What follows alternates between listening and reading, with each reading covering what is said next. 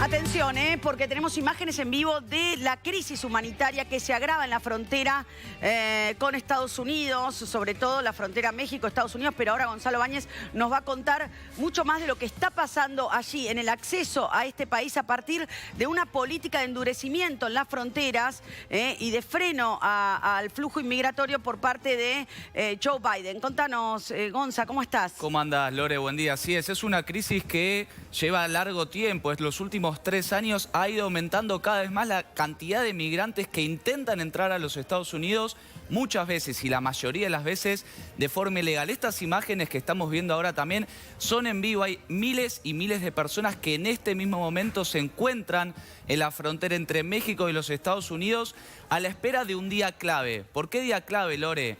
Hoy a la medianoche se da de baja lo que se llama el Título 42. ¿Qué es el Título 42?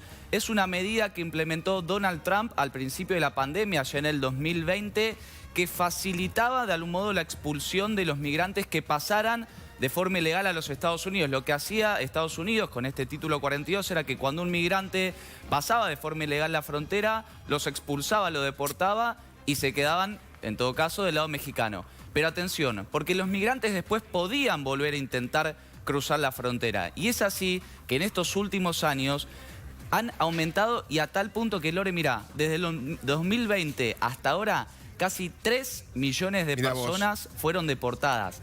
3 millones de personas. ¿Qué es lo que hizo Biden ahora? En realidad lo anunció ayer.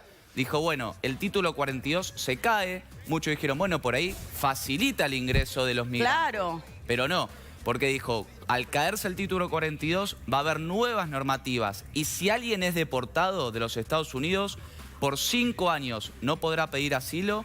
Y además, tampoco podrá pedir asilo si en los países que pasó antes de llegar a la frontera no solicitó formalmente asilo en esos lugares. Ajá. Claro, hay muchos migrantes, Lore y Guille, que vienen de Centroamérica, entonces pasan por Guatemala, por Honduras, otros países, El Salvador, claro. México sobre todo, el gran conflicto es con México, sin pedir asilo porque lo que quieren es llegar a los Estados Unidos. Entonces Biden dice, primero pidan refugio, pidan asilo en esos países. Claro, sean refugiados ya desde el vamos. Exacto. Y no aprovechen esta situación en Estados Unidos, que es lo que hacen la mayoría de los migrantes. Exacto. Fíjate vos, Lore, cómo hay carpas, hay un fuerte operativo de seguridad. Biden desde ayer a la noche distribuyó más de 28.000 agentes de frontera justamente en la frontera con Estados Unidos, particularmente en Ciudad Juárez y en El Paso, que es donde se concentra la mayor cantidad de migrantes. Y los analistas y los especialistas advierten que esta situación podría provocar